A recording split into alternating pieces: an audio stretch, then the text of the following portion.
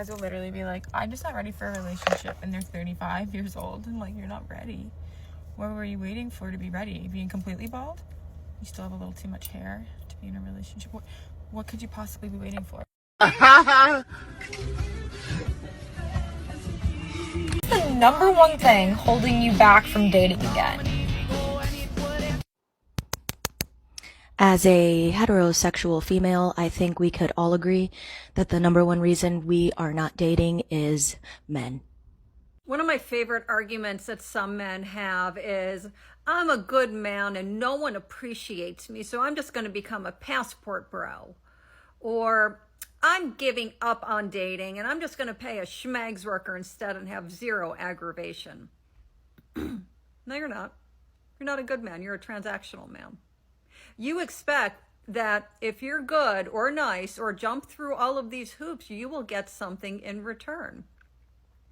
And if you are that kind of a man, then you are. Just own it. But the mark of a true good man or woman, a good person, is will you be kind? Will you be good to another when that person is not being good or kind to you? Tossing your hands in the air and having a tantrum saying you're going to take your toys and go to a different playground does not make you a good playmate. It just makes you manipulative, and it exposes you as someone who only behaves well when it's for their own gain. You are coping and seething. You just can't accept what you're seeing. Yes, you're coping and seething. The truth it is scalding, and now you are molding and coping so hard. Coping and seething. Why are you looking so unhappy?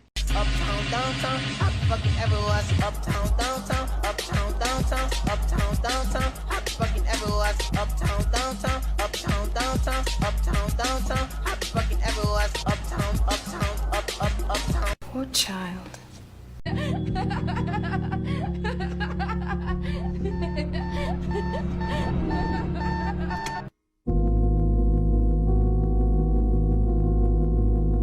Gentlemen, it's time we talk about coping and the stereotypes tied to it. If you ask the internet, it'll say things like, some studies suggest that men and women might process the pain of loss differently, potentially due to differences in how they experience attachment or love. Men might feel the initial impact of a breakup more intensely but recover over a longer period, whereas women might experience a quicker emotional decline but a faster recovery. Or, the emotional, time, and sometimes financial investment in a relationship can make the loss feel more substantial. Men might have built the routines or life plans around their partner, and the sudden change can be disorienting. To this, I have a couple things to say right off the bat. First off, take your partner term and toss it out the window. Nobody got time for that. Second, whether I'd like to say that men don't dwell on this sort of thing, many of the emails sent to me say otherwise. It goes back to the saying, stereotypes are stereotypes for a reason. This kind of shit doesn't just fall out of the sky. Some guys still feed into the idea that they found the needle in the haystack. They might understand that the West is full of modern women. They might have watched a lot of Man Guide and others to see the evidence for themselves. The algorithm probably even shows them clips after clip validating the truth around them. But even then, they somehow convince themselves to give it a shot anyway, as if there's no way out. Now, I'm not going to speak for the Sims, but for the rest of us, there are plenty of reasons not to dwell on divorcees and exes. And I found that when I tell many of the people emailing us those reasons, suddenly they join the rest of us, and they just stop caring. So in that spirit, here are some reasons, because for men, logic is our strength.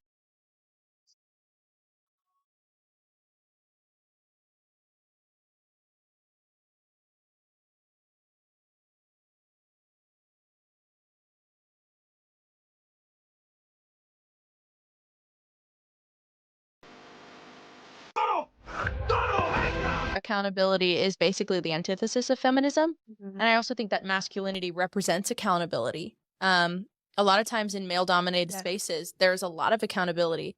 But whereas women-dominated spaces, you bend the rules, you allow certain things to go past, and you allow a lot more inefficiency because of the emotions to take place.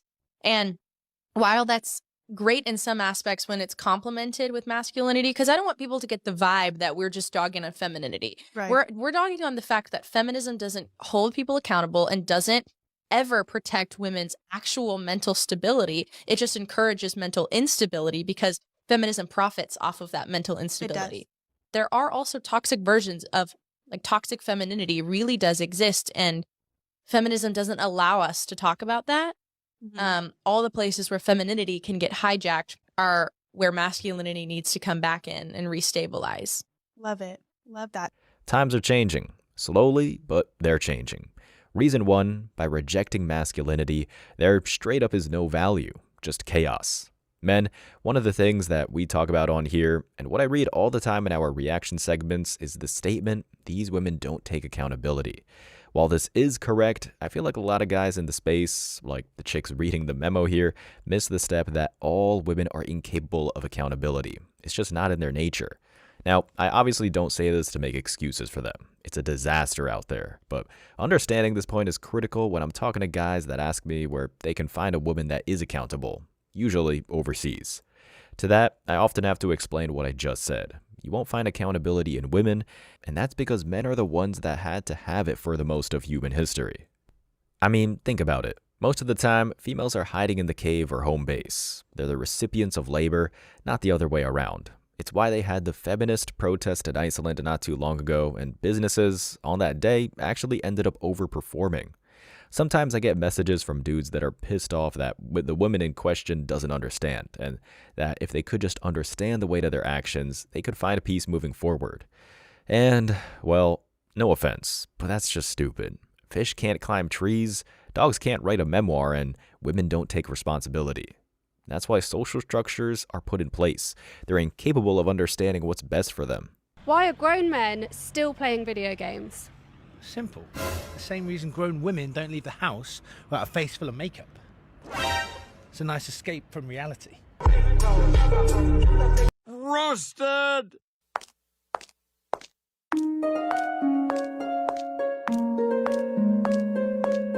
Good luck getting anything more than a cup of joe, sweetheart.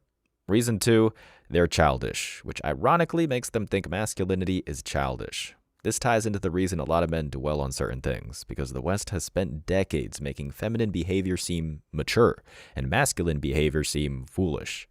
I mean, this is so prevalent that when you ask a more supposedly conservative AI tool like Grok for why that is, it'll say things like, traditional roles have evolved, with women taking on more responsibilities that were once predominantly male, like being the primary breadwinner or taking on leadership roles. This shift might lead to some perceive that men are not adapting as quickly or are clinging to less mature behaviors because they're no longer pushed into traditional roles of maturity like provider or protector. Or the concept of mental load, where one partner, often traditionally like women, manages most of the household's cognitive planning and emotional maintenance, can highlight disparities in maturity. If a man isn't sharing this load equally, it might be seen as him acting childishly by not taking on these responsibilities. Better start working on your baby here, Musk. It's beginning to lose its mind. And this is why we call it a pill, people, or an awakening, because for feminists and the modern women that follow it, brainwashing is the name of the game, and it's often subtle. Like how Grok here says, traditional roles have evolved. Hey, buddy, if it evolves, it's not traditional. The fact is, real men haven't changed their behaviors at all. That's exactly what makes them valuable. They have a consistent way of viewing the world and tackling problems. Women, on the other hand, are not consistent. In fact, they're highly impressionable, which is why so many of them have been conned into a life with less health and stability in exchange for working a job that they can't handle. In other words, men have never been childish on average after reaching adulthood. It's just that women, taking on a childish perspective, have been taught to believe that masculinity isn't mature, which can only be described using a word synonymous with fireproof, which could get me kicked off the platform. Anyway, this is another great example for why losing modern women in life is a net positive, one less grateful mouth to feed. And this isn't the only burden many of these men who've strayed should be happy to walk away from. A man of average attractiveness on Tinder has to swipe right 200 times to get one match. If you're in the top 10% of men, it's never been better. But it creates this Porsche polygamy environment where the guys who are the kind of the most attractive males, quite frankly, they have so much opportunity it doesn't encourage long-term good behavior. So you end up with a cohort of men who feel totally rejected, and you have women who have found dating just across the spectrum is just a little shittier. That the guy they want is not interested in a long-term relationship, and everyone else, really, they don't have venues to kind of, if you will, fall in love. And the result is loneliness. You're stupid. You're stupid. Doing a can walk.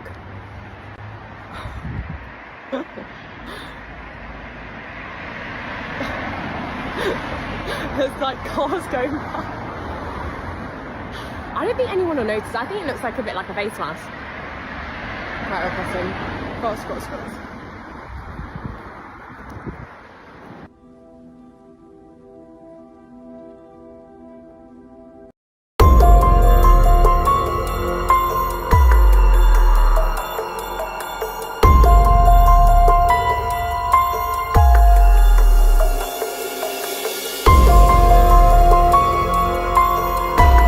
And whose fault is that? The party that wants to parade around the streets, or the hard-working men that actually keep the world running? Reason 3, putting it lightly, it's a disgusting losing game nobody should willingly accept. And here's what I mean by this. So emailers, perk up your ears. When a guy ends up in his car after a rough Western breakup, when a chick walks out of the bar because her drink wasn't paid for, hell, when you're in a studio apartment now making half the money you once did because you were too old to get the message in time, you still won. You played chess like Magnus Carlsen on a good day. The only thing that happened is that your opponent got pissed, flipped the board, and for some messed up reason, those running the show disqualified you for pissing them off. But objectively, you're the one who gets to walk on and greet new opportunities. There is no clock for your vitality beyond the fate we all face at the end of our lives. What all these studies miss, beyond the stats about how men tend to regret losing what they've built, there is the story that's not often told because telling it would go against the agenda. It's the story of the high school reunion, the one where you end up making the bag back and then some, only for the chick that rode the carousel to be left with 3 of Chad's kids and just enough child support to get her nails done every other weekend. Women might flip the board, they even might dodge accountability, but accountability is always waiting when the clock runs out, swinging back around like a boomerang. Like, okay, I have 3,000 bodies. Like, I kid you not. I have, like, look at me in my eyes when I was speaking to you, bro. I have, like, 3,000 bodies, bro. And it's just in and out. Like, it's just work. Gotcha. It's just work. But, like, in my personal life, for me to be like, yeah, I'm gonna go sleep with a dude, like, I probably have to like him, or, like, we have to be good friends. I hated my healthy relationship. I didn't know what I was getting myself into. Everything seemed extremely foreign to me. I even remember at the beginning of my relationship, I'm like, hey, there's a part of me inside that does not like you. And I said it with like a comical relief, but I was really serious. Like, there was a part of me that did not like this person, did not like how he held me accountable. I did not like how he held a mirror to my face. I did not like how he created situations where I had to be at my full potential, and I just was not ready to be my full potential at that moment. Reason 4, their sob story should not be your sob story. Because, in the end, that's what it is. Their sob story, not yours. As men, we're the only ones that have the ability to adapt to major adversity. We could put all of our chips on the table, as we often do, lose it all, and still find a way to play it all over again. It's why we hear countless stories of successful men who started with absolutely nothing, with one of my favorites, actor excluded, being The Pursuit of Happiness. The film is based on the true story of Chris Gardner, a struggling salesman in San Francisco in the early 1980s. After his wife leaves him, Chris is left to raise his son, Christopher, while facing homelessness and financial hardship. Despite these challenges, Chris pursues an unpaid internship at a brokerage firm in hopes of securing a better future. The dude's journey is one of perseverance, resilience, and an unwavering pursuit of his dream to become a stockbroker, all while trying to maintain a stable environment for his son. That's what men are capable of. Women, not so much. I'm pregnant by my baby daddy's dad. Whoa! Wait, your baby daddy's dad, so the Grandfather. father-in-law. Yes. How did that happen? Like, how did y'all hook up? We met years ago and we fell in love maybe the last year. Oh, so you're in love. I'm in love. Whoa. Does your baby daddy know? He definitely doesn't. He does now. Are you going to tell him? When are you going to tell him is the real question. Well, I'm due next month, so maybe next month I have 1 month to figure it out. Did you have a baby shower yet? No, I haven't. Who does he think? I'm 37. I think I'm too old for baby showers. So. Who does he think you're pregnant by? Him. Wait, oh, your baby daddy thinks it's his kid? Yes. Stay up, Angela. That DNA test might show it is because they probably got the same DNA. You could maybe pass it off. Well, we've been together, exactly, but we've been together for 16 years. So I don't think it's going to be a problem. Wait. You don't think it's going to be a problem? What do you mean?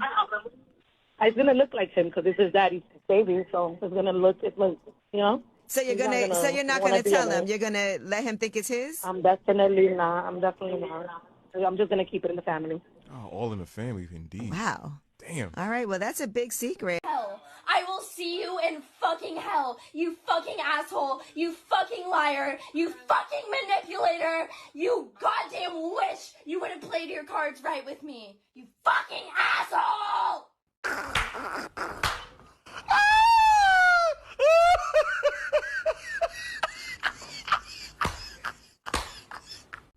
Reason 5, whatever you thought they felt, ain't it? Hell, they don't even know how they feel themselves. Here's a question. Why in God's name would anyone get weighed down by the opinions, let alone decisions of those who don't have a grasp on the slightest bit of reality? Hypothetically, if you're a successful entrepreneur and you decided to go to a mental hospital for some product research or whatever reason, and one of the crazy women in there, which let's be honest, could be any of these chicks in these clips, spits in your face and calls you a traitor or a loser, there's no way in hell that you would actually carry that with you for the rest of your life. Instead, you'd wipe your face with a silk cloth in your suit, walk away, and have a good laugh about it with people that matter. And that brings up the major reason that newcomers need to acknowledge. My wife is cheating on me. While I've been away serving my country, protecting and providing for my family, she's been sleeping with another man in my home, in my bed. So the surprise today is I'm getting a divorce, and I'm taking my son with me. It was my stepfather. My stepfather is the father of that child. She's not having my baby, she's having my stepbrother. So yeah, is it too much? No, not even close. You take the blindfold off. You can get a lawyer. We gotta fight this out in court, okay? If this is what you want. Yeah, we'll fight it out in court and everything you did. I did it because of how you are. Look at you. John was there for us. You were not. He took care of him. He took care of me. It's his grandfather. Are you crazy? What's wrong with you? What's wrong with me? Yeah. What's wrong with you? His grandfather? My father? You left us. You never cared. You never cared. Jesus Christ. If a woman says any of the following, just know that she's in a bop stage or a 304 stage. If she says to you that she's in her healing girl era, she's a bop. If she's telling you that she's taking a break from dating, she's a bop because she's still giving out her number. She's probably still on dating apps. She's still probably answering guys in her DMs because no woman is ever truly single. She says that she just wants peace or she's peaceful. Just know that she's in a hoe phase. She tells you that she's trying to find herself and she left her ex for herself. It's because she's in a hoe phase. She's a bop. Finding herself means finding other dudes. She tells you that she's going back to school or she's trying to get her degrees. Just know she's in a hoe phase. If she tells you that she is living her best life, just know that that also means that she's living her best life, making poor decisions and drinking a lot of alcohol, which AKA bop stage. And lastly, the final stage to any bop is religion. So if she's telling you that she's suddenly going to church or she's reading her Bible and she has a Bible quote in her freaking bio or anywhere online, it's because she's a retired bop or she's been a bop or is currently still a bop and is masking it through religion. With that being said, she's probably a bop. Okay, bye. Reason 6, red flags and signs are great to understand. But if you're doing it right, you shouldn't even need them. A lot of times, even here on the channel, we share all the signs to look for to avoid disaster.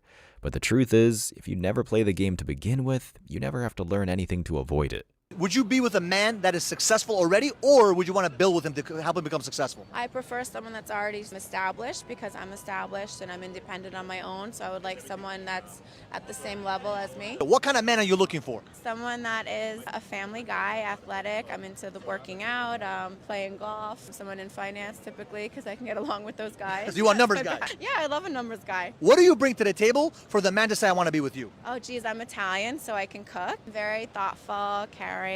You tell me my attributes. What do you think? I'm independent. I mean, honestly, all I'm missing is my partner. What if the man wants to say, I love you, I want to be with you, but I don't want to get married to you? What would you say about that? Say next. Really? Even though he's like, I'm committed to you, or you're the only one? Yeah, I'm very old school. I have lots of Italian background. That is very important to me.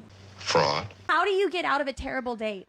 I'll tell you how I get out of a terrible relationship. I tell them I'm leaving and I'm taking the dogs. And then when they say, you can't take those dogs, I say, okay, you take the dogs, and then I leave. And they feel like they won something, right? They just got 2 bets that they weren't going to have before, and then I've lost some really decent dogs in this. I have. Horrible. It's to lose a really good dog, but sometimes you got to take the punch, you know? Sometimes you got to take a punch, you know? Wise words. Men, hopefully this was fun even if you've dodged the bullet already. For those emailing looking for reasons, well, this should be more than enough to get started on a life that encourages masculinity. Don't make any more mistakes you don't have to. And if you made it to the end of this video, I want to say I appreciate you. So don't forget to hit that like button, drop a comment to have a chance to be featured, and hit that sub button to approve of our message. And we now have an official second channel, Man Guide Reacts. Link is down in the description. We got fresh content, gonna be trying some new stuff over there, so subscribe to that for new content. I appreciate all the continued support, and I want to wish you all tremendous success. See ya in the next one.